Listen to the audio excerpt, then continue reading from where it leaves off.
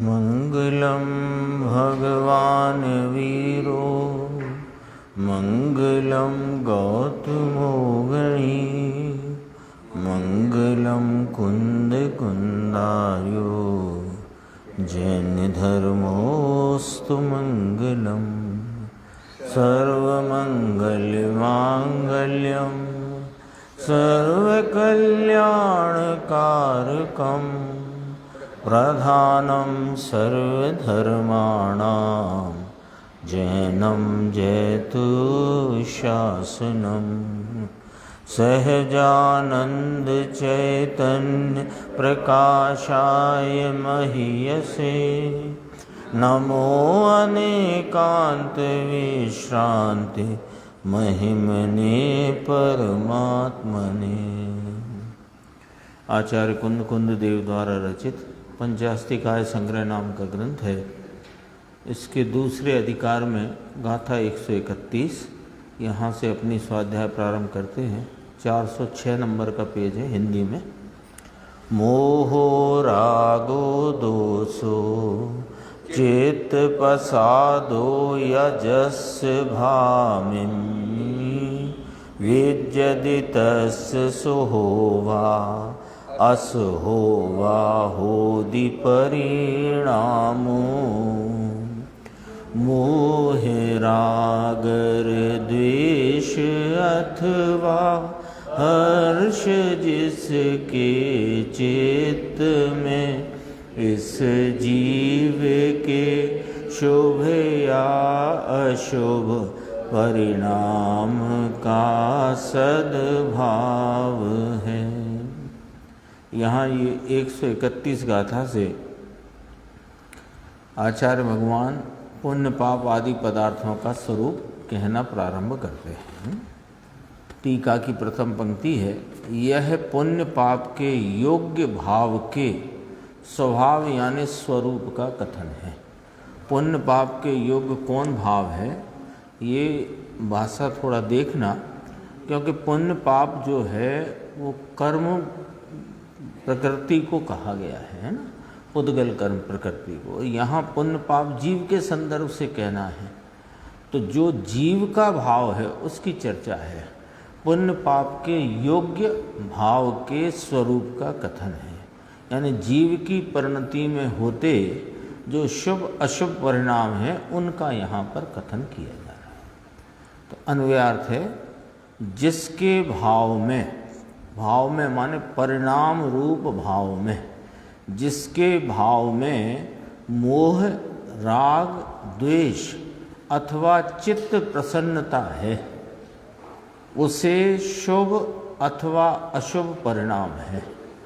यानी जिस जीव के परिणाम में पर्याय अवस्था में जो मोह राग द्वेष अथवा चित्त प्रसन्नता है, तो उसके उस समय उस परिणाम में शुभ अथवा अशुभ परिणाम है।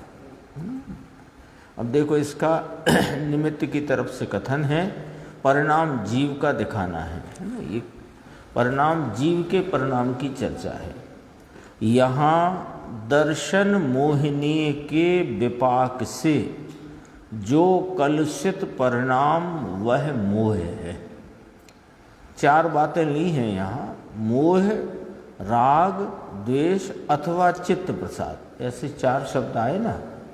तो मोह को पहले टीकाकार आचार्य भगवान पहले मोह की बात कहते। मोह किसे कहना कि दर्शन मोहिनी पुद्गल कर्म, उसका विपाक रूप भाव, यानी उदय में उसका विपाक भाव जो आया, उसके निमित्त से जो जीव की परिणति में कलुषित परिणाम है वह मोह है, ये कहा। दूसरी बात, विचित्र यानी अनेक प्रकार के चारित्र मोहिनी का विपाक, यानी अब कहा कि चारित्र मोहिनी के दो भेद है ना, दर्शन मोहिनी और चारित्र मोहिनी। तो दर्शन मोहिनी के विपाक रूप उदयागत अवस्था के निमित्त से जीव की परिणति में जो कलुषित परिणाम है उसे मोह कहा। और चारित्र मोहिनी के विपाक यानी चारित्र मोहिनीय कर्म के उदयगत अवस्था जिसका निमित्त है, यानी जिसका आश्रय नाम निमित्त है, स्पष्ट ही लिखा। चारित्र मोहिनी का विपाक जिसका आश्रय नाम निमित्त है, ऐसी प्रीति अप्रीति वह राग द्वेष है। यानी जीव की परिणति में किन्हीं पदार्थों अथवा उनके भावों के प्रति प्रीति रूप भाव, अप्रीति रूप भाव, वह राग द्वेष है। गुरुदेव की भाषा कहें तो रोचक भाव, अरोचक भाव, द्वेष अरोचक भाव, ऐसा बोलते हैं ना गुरुदेव। और राग रोचक भाव, रुचि का भाव। चारित्र मोहिनी का विपाक जिसका आश्रय, आश्रय का अर्थ यहाँ निमित्त है ना, निमित्त है ऐसी जीव की परिणति में प्रवर्तमान पर पदार्थों के और उनके भावों के प्रति प्रीति का और अप्रीति का भाव, वह राग द्वेष है। और कहते हैं उसी के यानी चारित्र मोहिनी के ही मंद उदय से होने वाले जो विशुद्ध परिणाम, विशुद्ध परिणाम का अर्थ यहाँ शुद्ध परिणाम नहीं, विशुद्ध परिणाम का अर्थ है शुभ परिणाम। मंद उदय से होने वाले जो विशुद्ध परिणाम, वह चित्त प्रसाद परिणाम यानी मन की प्रसन्नता रूप परिणाम है। चार हो गए। एक मोह की व्याख्या करी, अभी तो गुरुदेव बहुत गंभीर इसमें चर्चा लेने वाले हैं, अपन तो थोड़ा नक्शा समझते हैं, गाथा का नक्शा क्या है। मोह, राग, द्वेष और चित्त प्रसन्नता, ये चार परिणति में उपजने वाले इस प्रकार के जो भाव हैं, ये पुण्य पाप के योग्य भाव हैं। क्योंकि अभी चर्चा क्या चलती है कि 9 पदार्थों की चर्चा चलती है, जिसमें जीव और कर्म पुद्गल, अजीब तो हैं ही सब, पर कर्म पुद्गल की मुख्यता ली। तो जीव और कर्म पुद्गल ये तो 2 मूल पदार्थ, और उनके होने वाले 7 परिणाम, ऐसे 9 पदार्थ हुए। तो जो जीव का पुण्य पाप है अथवा जीव की परिणति में होने वाले शुभ अशुभ, उस शुभ अशुभ को 4 प्रकार से समझाया। शुभ अशुभ को 4 शब्दों से लिया। मोह है वो अशुभ है ना, और शुभ अशुभ भाव यानी कि जो प्रशस्त निमित्तों में जाता हुआ उपयोग वहाँ उत्पन्न होने वाला, वह शुभ भाव। अशुभ भाव और वहाँ मन की प्रसन्नता का परिणाम है ना। शोक को भी अशुभ में लिया, शोक का भाव होता है ना, दुख का भाव, उसे अशुभ में लिया। मोह को भी अशुभ में लिया, मिथ्यात्व को। अब देखो, मोह की व्याख्या करी, दर्शन मोहिनी के विपाक के निमित्त से जीव की परिणति का कलुषित परिणाम वो मोह है। चारित्र मोहिनी के निमित्त से या उसके विपाक उदय के निमित्त से होने वाला प्रीति अप्रीति, इष्टता अनिष्टता, रोचकता अरोचकता का भाव, वो राग द्वेष है।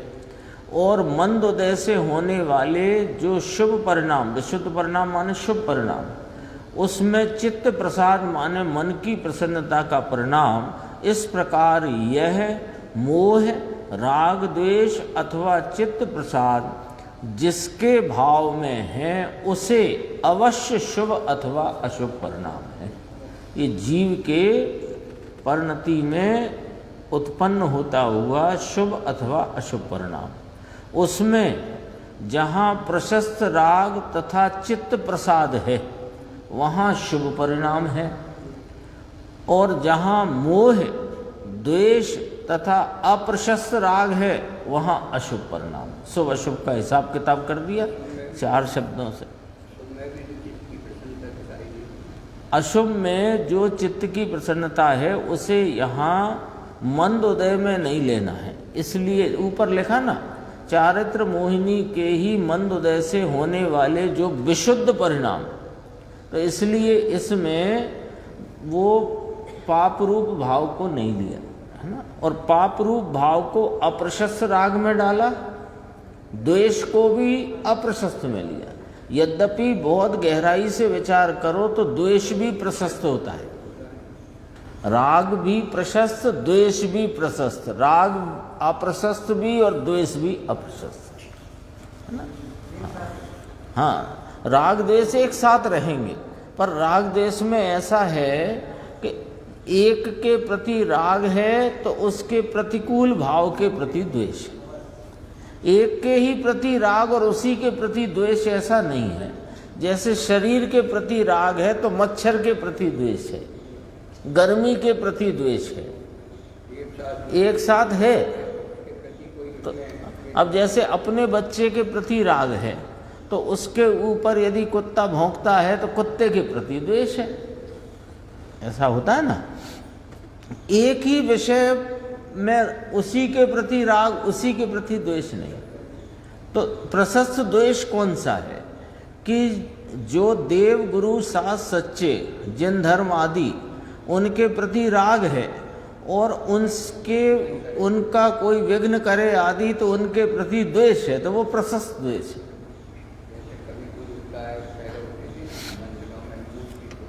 हाँ, ऐसे मुगल काल में ये सब हुआ तो द्वेष है, तो वो प्रशस्त द्वेष है।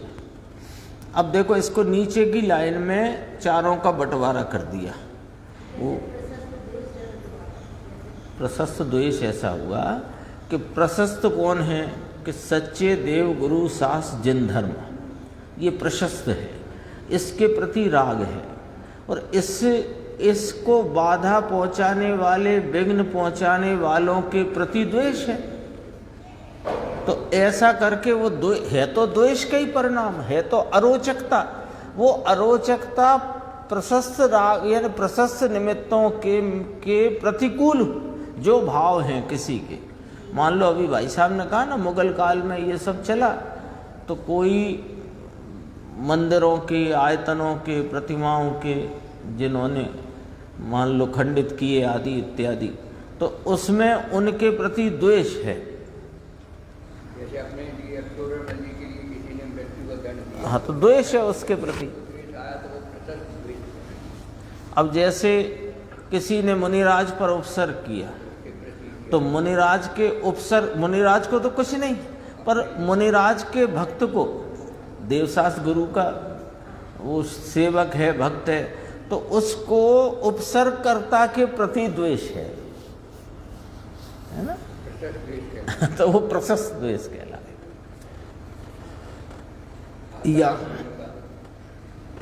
यहाँ देखो क्या लिया, मोह, राग, द्वेष और चित्त प्रसाद।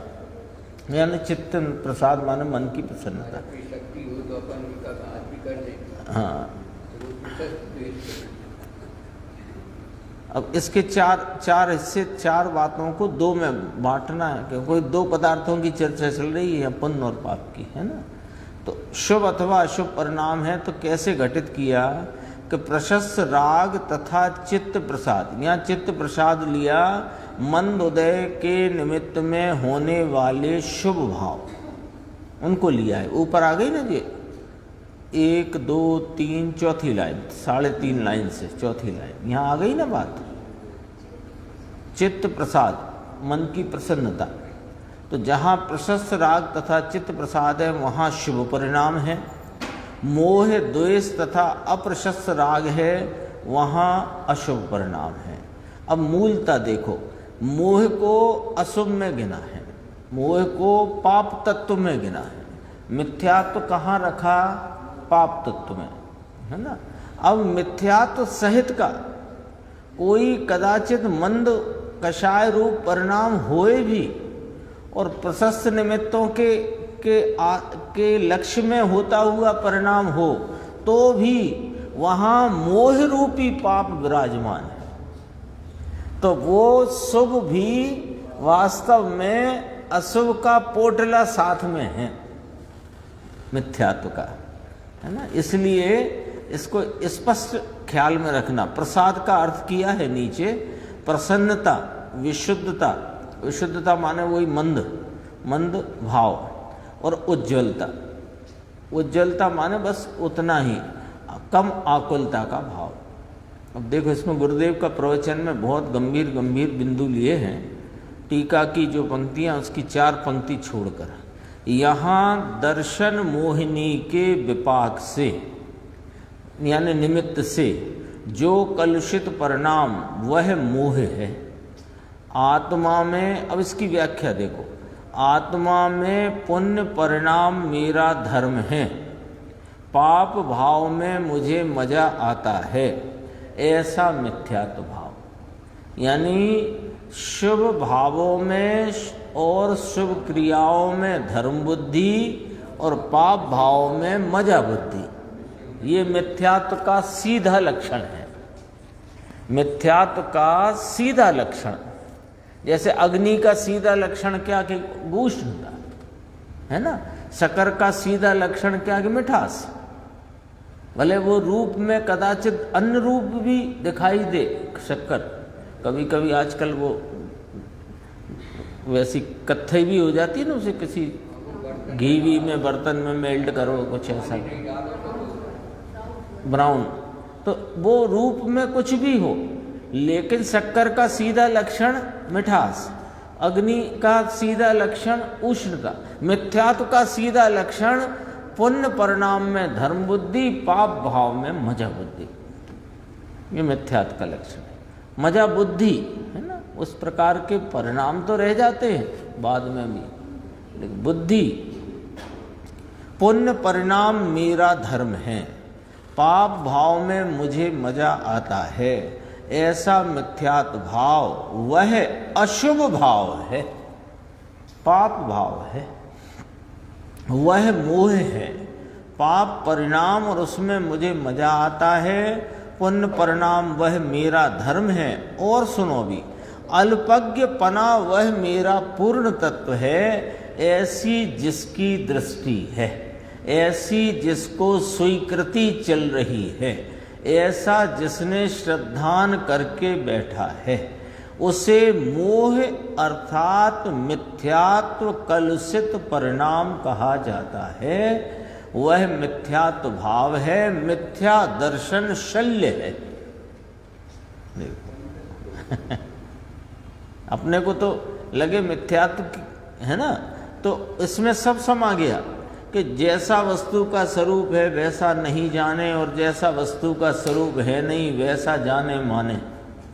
बात तो यही है, पर ये पूरी चर्चा में सब समा गया। जैसे आज अपना स्वभाव तो सर्वक स्वभाव अल्पज्ञ माने इतने मेरा स्वभाव है, शुभ भाव है, वो राग रूप भाव है, उससे वीतरागता माने, पाप आदि कार्यों में मजा पड़ता है ऐसा माने, सब समा गया ना उसमें। और खुलासा है, देखो नीचे क्या कहा गुरुदेव ने, ये जो पंक्ति आई ना, पुण्य पाप परिणाम में मुझे मजा आता है, एक। दूसरा, पुण्य परिणाम वह मेरा धर्म है, दो। अल्पज्ञपना वह मेरा पूर्ण तत्व है। 3 भूलें हैं, इन 3 भूलों को मोह, मिथ्यात्व, कलुषित परिणाम, मिथ्या दर्शन शल्य कहा। तब पूछा उसने कि साहेब इसमें अंतर क्या आया, क्या अंतर है? गुरुदेव कहते हैं ये या दूसरा। कहा ना, बात कही ना ऊपर, यह एक बात की है, सुनो कि आत्मा में जो पाप भाव होता है, यानी आत्मा की परिणति में, पर्याय परिणाम में, अवस्था में, दशा में जो पाप भाव होता है, तो पाप भाव में क्या क्या लिया कि हिंसा, झूठ, चोरी, विषय, भोग, वासना, उसमें मुझे मजा आता है, आनंद आता है, ये मजे की चीज है, ये मिथ्यात्व भाव है। दूसरा, दया, दान, पुण्य के परिणाम होते हैं, वह धर्म है, परमार्थ धर्म है, इसी से धर्म होएगा, ये मिथ्यात्व भाव है। और आत्मा में अल्पज्ञ, अल्पदर्शी, अल्पवीर्य, जो अल्प पर्याय है, उसे पूर्ण तत्व मानना, यही मैं हूं, यह मिथ्यात्व है। 3 बातें हो गई मिथ्यात्व के संदर्भ में। पाप भाव का खुलासा कर दिया, हिंसा, झूठ, चोरी, विषय, भोग, वासना, इसमें मजा बुद्धि, दया, दान, व्रत, भक्ति, पूजा, पुण्य के परिणाम, ये धर्म या इनसे धर्म, ये मिथ्यात्व भाव। और अल्पज्ञ यानी ज्ञान की अल्प अवस्था, दर्शन की अल्प अवस्था, वीर्य की अल्प अवस्था, इसको ही पूर्ण तत्व मानना, यह मिथ्यात्व है। अल्प में पूर्ण को मानना, दोबारा समझाया है? याद करा देंगे गुरुदेव अभी अपने को। अल्प में पूर्ण को मानना, पुण्य को धर्म मानना, पाप में मजा मानना, इसका नाम कलुषित मिथ्यात्व भाव है। कहो समझ में आया? पर पदार्थ की बात नहीं करते यहाँ।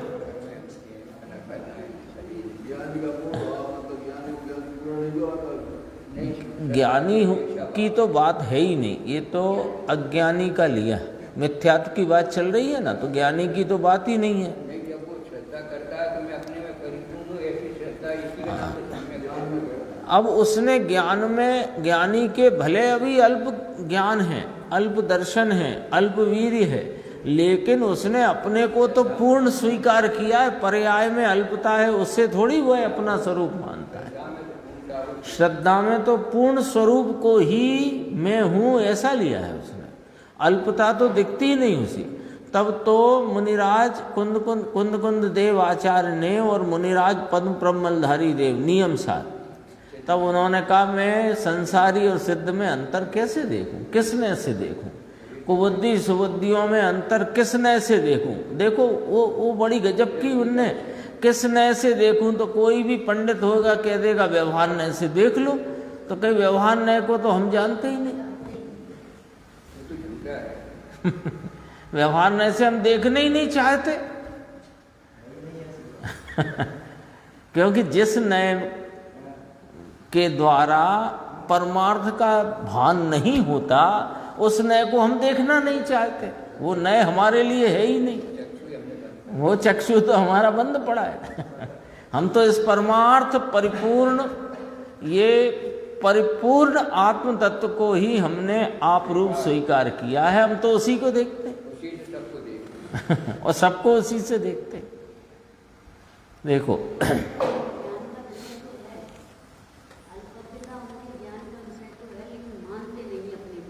हाँ, अल्पज्ञता है, यह जानते हैं। तेते काले जानेला प्रयोजनमान है। उस काल में जितनी कलुषितता अविशेष है, राग आदि है, जैसे ज्ञानी चौथे गुण स्थान वाले, उनको शुभ भाव भी है, अशुभ भाव भी है, ज्ञान की अल्पता है, दर्शन की अल्पता है, वीर्य की अल्पता है। वो उस पर्याय में रहे भाव को जानते हैं, लेकिन अपने को पूर्ण श्रद्धते हैं, पूर्ण ही मानते हैं। ये फर्क है।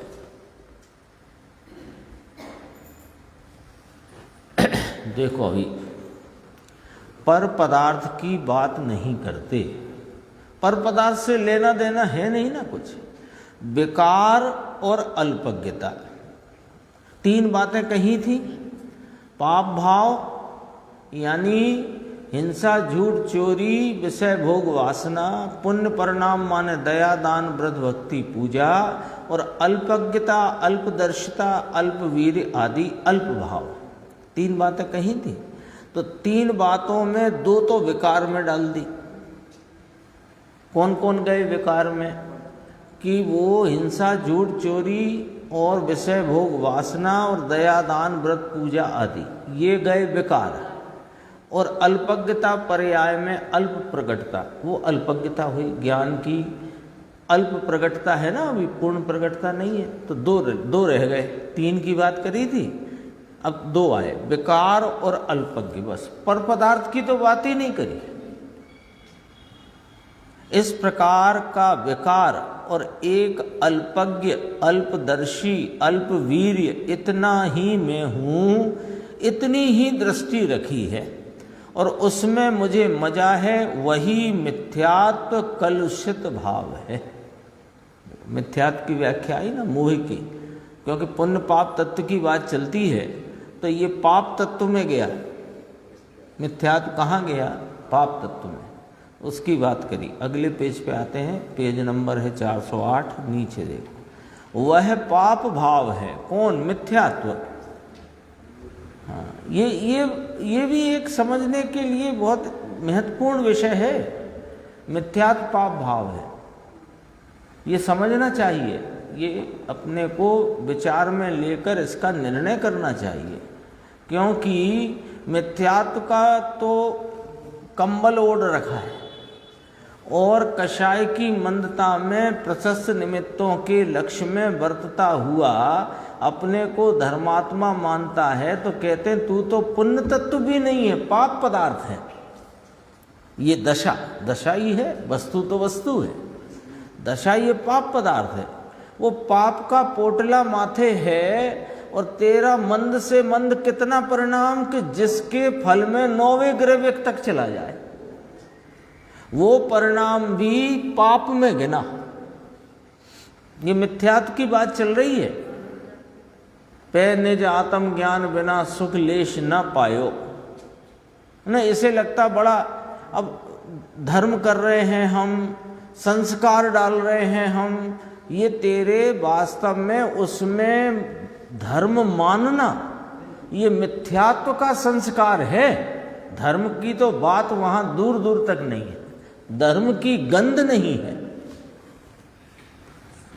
ना। अपनी जो भूल चलती है ना, यही चलती है। मिथ्यात्व क्यों है कि स्वरूप को का भान नहीं होने से, और मिथ्यात्व का क्या कारण है ना। जो पंडित जी ने भी कहा, जैसा वस्तु का स्वरूप है वैसा जाने माने तो सम्यक थे, वैसा जाने माने नहीं तो मिथ्यात्व। तो उसके प्रति तो हम लापरवाह हैं, और परिणामों में जो दोनों ही विकार रूप भाव हैं उसमें हम इतने सावधान हैं कि इसमें असावधान पड़े हैं स्वरूप की तरफ। इसलिए उसकी जो चर्चा आई है उसे अच्छे से समझना।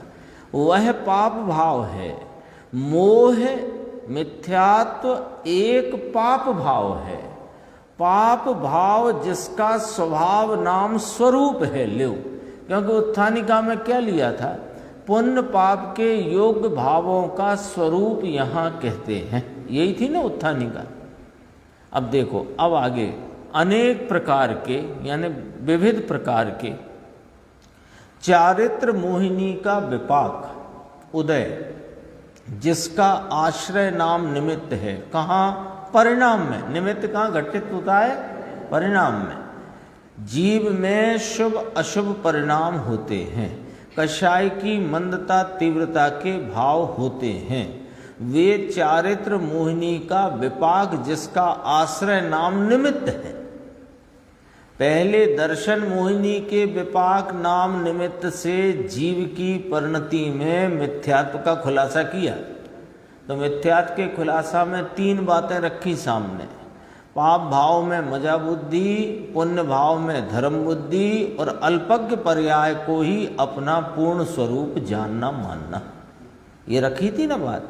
तो विपाक से कलुषित परिणाम ऐसा कहा था, यहाँ स्पष्टीकरण कर दिया कि चारित्र मोहिनी का विपाक जिसका आश्रय नाम निमित्त है, उसमें ऐसा लेना मिथ्यात्व वाली बात में कि दर्शन मोहिनी का उदय मिथ्यात्व परिणाम जब जीव करता है तो उस दर्शन मोहिनी के उदय को निमित्त कहा जाता है। लो हो गई स्पष्ट।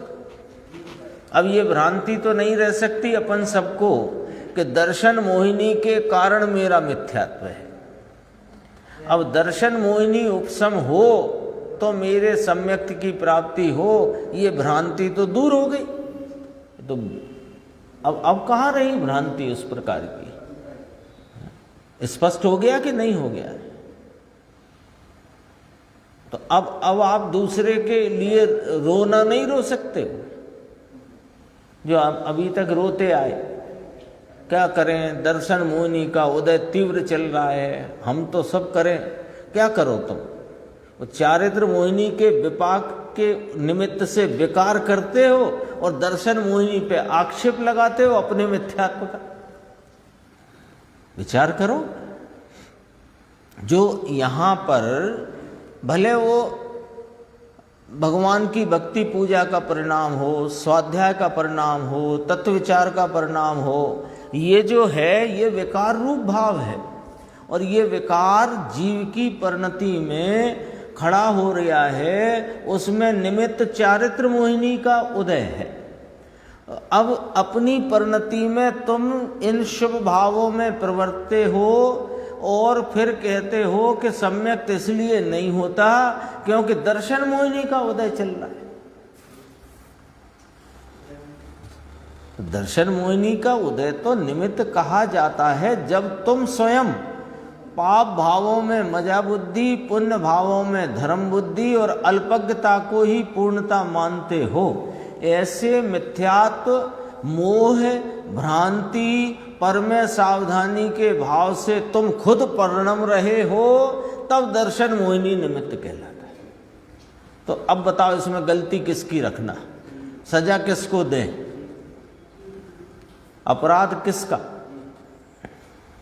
अपराध अपना और आक्षेप दर्शन मोहिनी पे।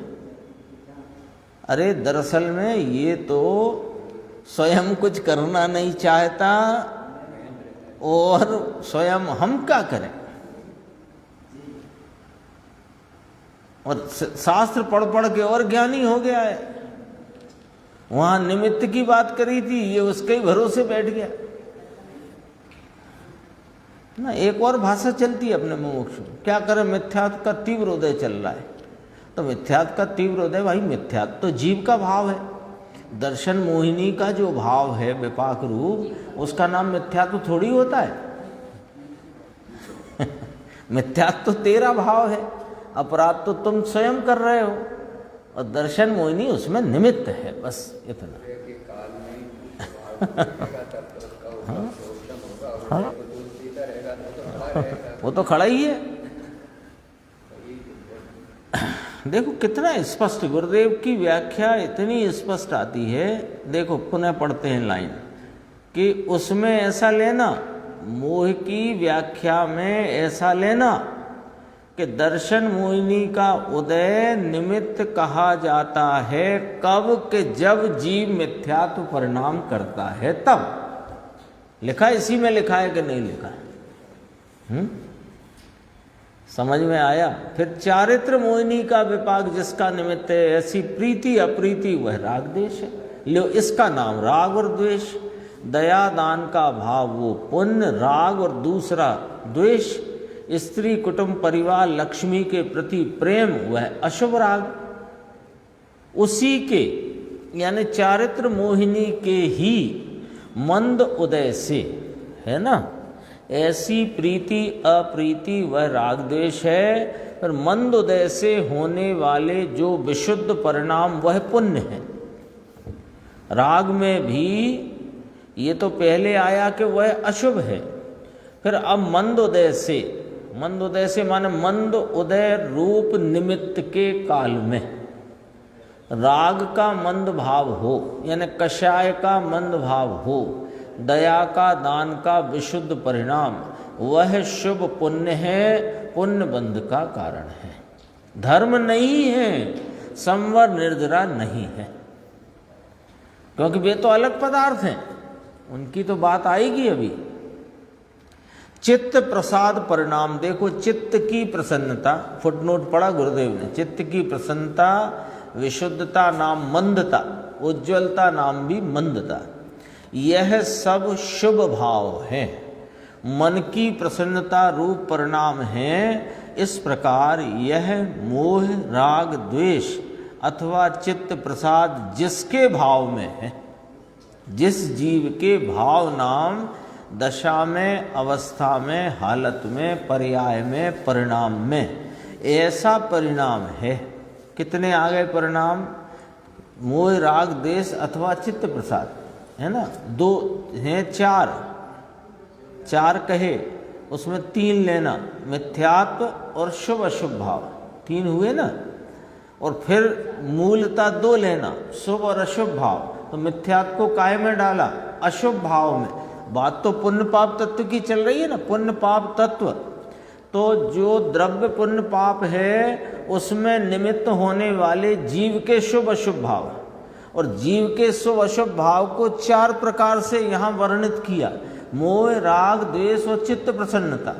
अब इसको फिर सकेलो, खोल दिया ना, कपड़ा पहले खोला, काटा, फिर सिला, तो पहले खोला तो अब उसे फिर समेटा, तो क्या समेट करके आया कि मोह नाम मिथ्यात्व और अशुभ राग और द्वेष ये अशुभ में डालो, और शुभ राग वो शुभ में डालो, और चित्त प्रसन्नता मंद कषाय की ली ना, तो उसको भी शुभ में डाला। ठीक है, जिसके भाव में ऐसे भाव हैं उसे शुभ और अशुभ परिणाम है। राग देश अकेले स्त्री कुटुंब अगाड़ी है, वह अशुभ है, देश को यहाँ अशुभ गिनने में आया है।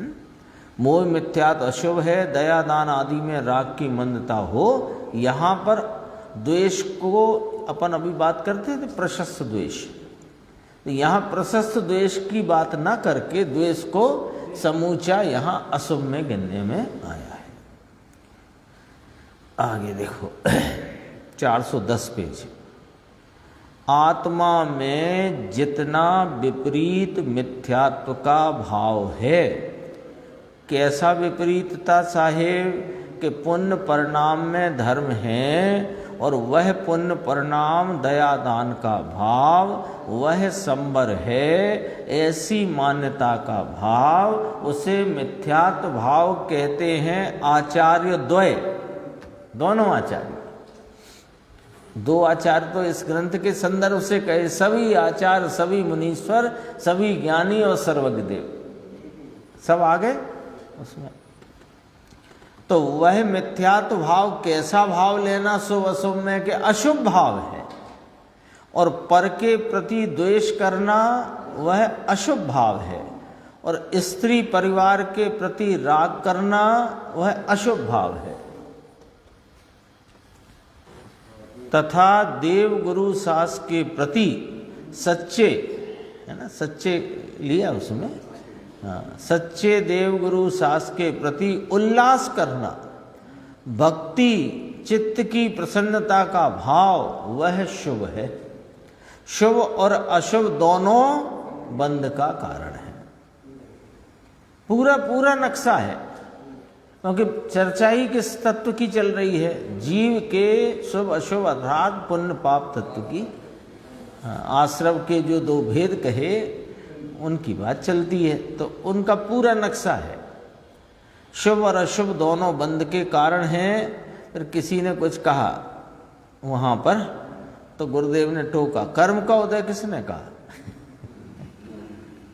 वैसे बोल दिया होगा सभा में किसी ने, सुन लिया गुरुदेव ने, है ना, कि शुभ अशुभ दोनों बंध के कारण हैं। जब गुरुदेव ने ये फरमाया तो बोला कर्म का उदय वो बंध का कारण है। तो किसने कहा? सुना नहीं भैया तुमने? सुना नहीं क्या? वह तो निमित्त है। उदय किसने कहा? किसने बोला उदय? नहीं, इतनी चर्चा अपन ने तो छोड़कर पड़ी थोड़ी,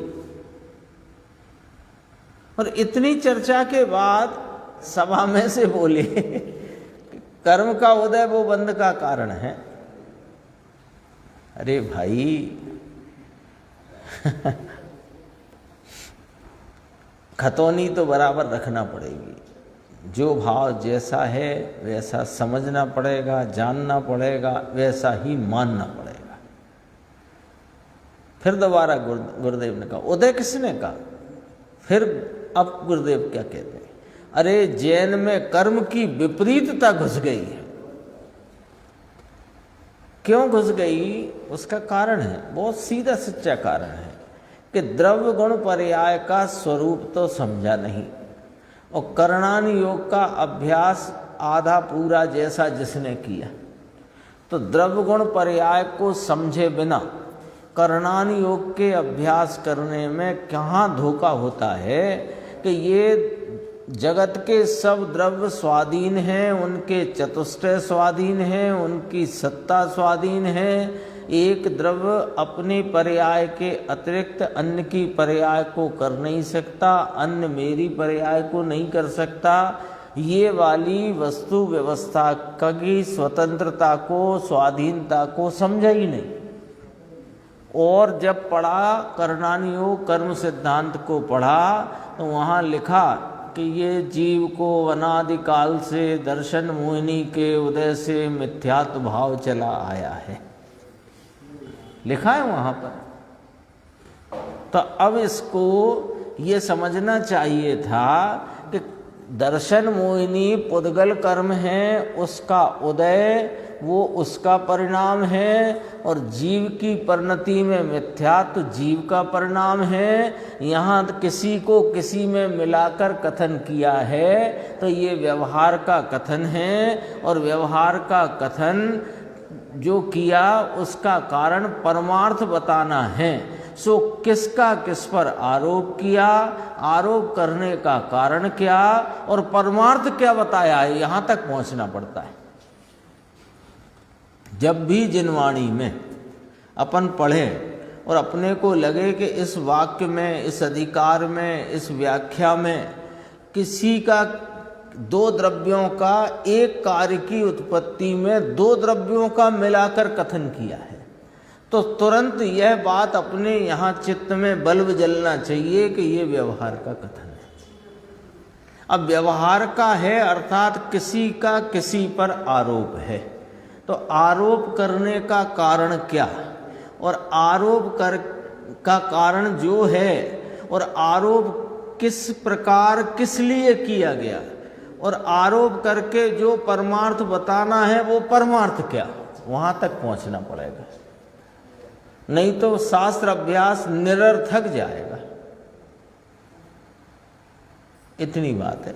मोक्ष मार्ग प्रकाशक में लिखा कि जब जीव राग भाव से परिणमित होता है तो पुद्गल कर्म आत्मा के प्रदेशों में प्रवेश करते हैं।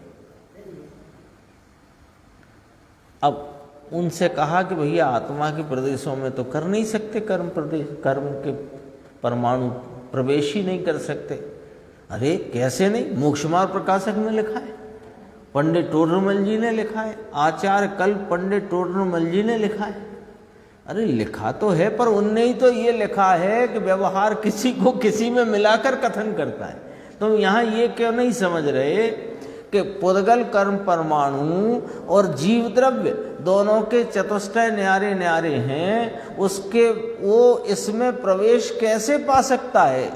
एक द्रव्य अन्य द्रव्य को स्पर्श नहीं करता, छूता नहीं, आलिंगन नहीं करता, चूमता नहीं। 3 नंबर की गाथा समय सार की। तो फिर यहाँ पकड़ना पड़ेगा ना कि जहाँ आत्मा है उन्हीं समान आकाश के क्षेत्र में वे कर्म परमाणु आकर ठहरते हैं। ये जिम्मेदारी किसकी? ये लेखक की भी नहीं और वक्ता की भी नहीं, वास्तव में तो वो तो गुरुदेव श्री मिल गए अपने को, जो एक एक कली कली खोल करके अपने को दिखाते हैं। नहीं तो ये जिम्मेदारी नहीं है लेखक की या वक्ता की। रचना जिन्होंने ऐसे ऐसे अद्भुत ग्रंथ रचे, उन रचनाकारों ने तो तुम्हें मूल फार्मूले बता दिए। अब निमित्त नैमित्तिक से कथन करते हैं, तुम उसे कर्ता कर्म मान लेते हैं। ज्ञान होना चाहिए इतना, और व्यवहार का ज्ञान कोई कठिन नहीं है। आपको ज़्यादा नए पढ़ने की जरूरत नहीं है। पंडित जी ने तो इतना सरल सूत्र दे दिया, किसी को किसी में मिलाकर करे, अभेद में भेद करे, भेद को अभेद करे, सब व्यवहार है। कितना सरल सूत्र दिया मोक्ष मार्ग प्रकाशक ने।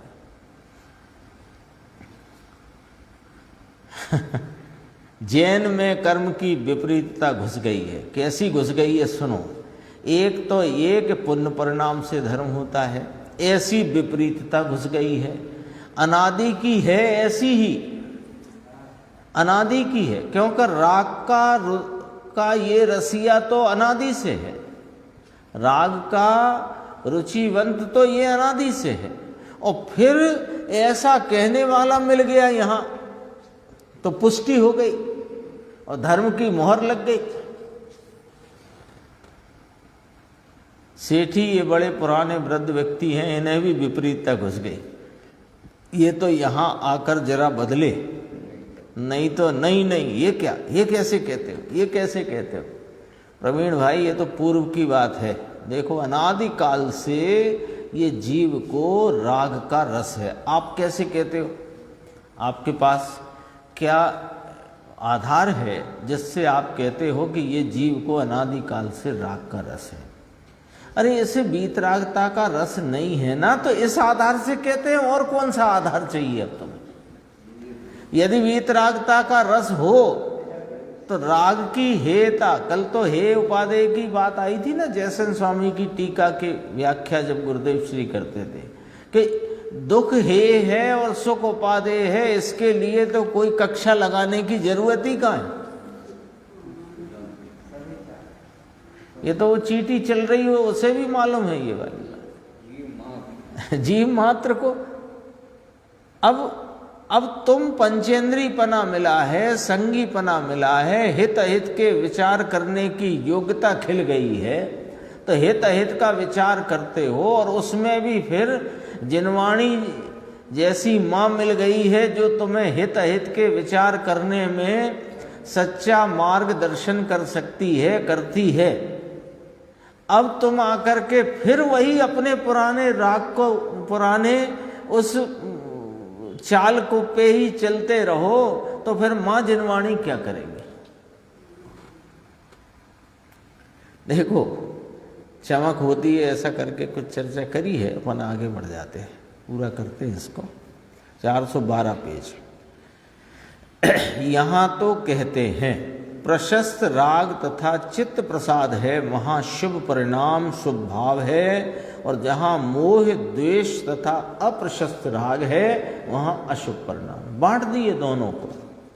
शुभ अशुभ भाव यानी पुण्य पाप के योग्य भावों का स्वरूप बताना था, बता दिया, बांट दिए। ये उसका शुभ अशुभ परिणाम का स्वरूप, इसमें निर्णय करना चाहिए। अभी अपन कहेंगे कि जब साहब आप संबर निर्जरा की बात करोगे तब करेंगे निर्णय। अरे तब क्या, निर्णय अभी कर लो तो संबर प्रकट हो जाए। अभी यही निर्णय कर लो। क्या निर्णय करना? अभी चल गई ना चर्चा कि पाप भाव में मजा बुद्धि, पुण्य भाव में धर्म बुद्धि, और अल्पज्ञ भावों में पूर्ण तत्व मानना, ये मिथ्यात्व है। तो पलट दो इसको। पाप भाव में मजा नहीं, पुण्य भाव में धर्म नहीं, और मेरा स्वरूप अल्पज्ञ मात्र नहीं, मैं तो स्वभाव से परिपूर्ण हूं, ऐसा स्वीकार करो तो अभी संवर तत्व की उपलब्धि हो गई। यही निर्णय करो ना। आगे तक की क्यों चिंता करते हो? आगे आएगी बात, अभी आन तो नो की नो बात आ जाने दो, फिर विचार करेंगे। अभी कर लो। अभी वे चार भावों के कर्ता होते हो ना, तो उनका कर्तापना छूट जाएगा और 3 पदार्थों का कर्तापना खड़ा हो जाएगा। संबर निर्जरा और मोक्ष भी फिर हो गई। देखो इसमें निर्णय करना चाहिए। 9 तत्व की श्रद्धा करने में पुण्य पाप का तीसरा स्वरूप किस प्रकार का है, उसमें इसे समझकर श्रद्धा करना चाहिए। यह 9 तत्व की श्रद्धा कराते हैं, यहीं कराते हैं, यहीं कराते हैं। तीसरा स्वरूप का ना, तीसरे का अर्थ है शुभ अशुभ की बात है। उसमें तीसरा जो मिथ्यात्व है वो अशुभ का ही भाव है, वो तीसरा। और गड़बड़ी तो वही है। मिथ्यात्व क्या है कि पुण्य भाव को संबर मानना, ये मिथ्यात्व है। और पुण्य भाव को पुण्य माने, पाप को पाप माने, संबर को संबर माने, तो फिर दृष्टि कहाँ जाएगी? कि उस त्रिकाली गायक भगवान पर जो इन भावों में आता ही नहीं। देखो 9 तत्व की श्रद्धा करने में पुण्य पाप का तीसरा स्वरूप किस प्रकार का है, उसमें इसे समझकर श्रद्धा करना चाहिए। ये 9 तत्व की श्रद्धा कराते हैं। यही कैसे कि सुनो, पुण्य तत्व को संबर माने और संबर तत्व को भूल जाए। संबर की भूल खड़ी हो गई। पुण्य तत्व में पुण्य को पुण्य ना मानकर पुण्य को संबर माना, दया दान व्रत पूजा भक्ति के परिणाम को पुण्य परिणाम न मानकर, बंध का कारण न मानकर, उसे तुमने यदि धर्म और धर्म का कारण या कि संवर माना, तो संवर तत्व की भूल हुई ना। तो संवर की भूल सो सबकी भूल। पुण्य तत्व की भूल हुई। पुण्य तत्व को संवर माने और संवर तत्व भूल जाए, मूढ़ है, मिथ्या दृष्टि है। समझ में आया? गुरुदेव कहते हैं बात करके आचार्य भगवंतों ने कितना स्पष्ट किया है। देखो ये चार क्यों खोले, तुम्हारे लिए खोले। अंतिम है, प्रवचन पूरा होता है, चर्चा भी यहाँ पूरी हो जाएगी।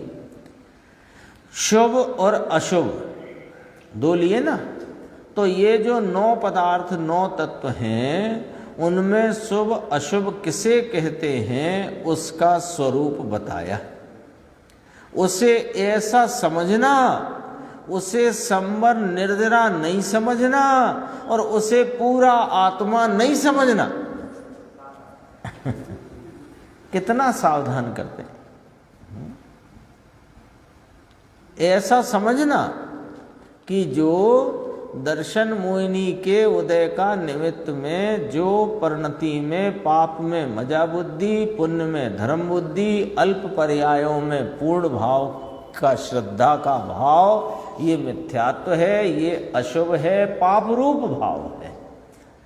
और परिणाम किसी अपने परिणाम में चारित्र मोहिनी के निमित्त से होने वाला जो राग का भाव, उसे यहाँ शुभ में लिया, द्वेष को अशुभ में लिया। राग के 2 भाग किए, प्रशस्त निमित्त वाले शुभ राग, अप्रशस्त निमित्त वाला अशुभ राग, और द्वेष को यहाँ सीधा अशुभ में घटित किया है। तो ऐसा ही समझना। इसमें संवर निर्जरा की बातें ही कब करी और तुमने कैसे समझ लिया कि ये संवर निर्जरा है? आचार्य अमृत चंद्र देव और आचार्य कुंद देव से तो पूछ लो, है ना। अपने को गौरवान्वित मानते हो ना कुंद आचार्य की परंपरा वाले, तो उनसे यदि अपने को गौरवान्वित मानते हो तो एक बार उनकी बात जो आई है उससे पूछो तो सही कि ये दया दान आदि का भाव संवर है कि पुण्य है, और उसमें धर्म मानना पाप है कि पुण्य है। यही आ गई ना सब बात।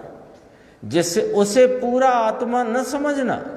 दया दान आदि का राग आया, राग मंद हुआ तो प्रसन्नता, उसे पुण्य समझना। साथ में मिथ्यात्वादी भाव, उसे पाप समझना। ज्ञायक भाव को जीव समझना। और संवर निर्जरा दूसरी चीज है, वह आगे 9 तत्व का विस्तार आएगा, तब कहेंगे। यहाँ तक अपनी चर्चा आई, शेष आगे की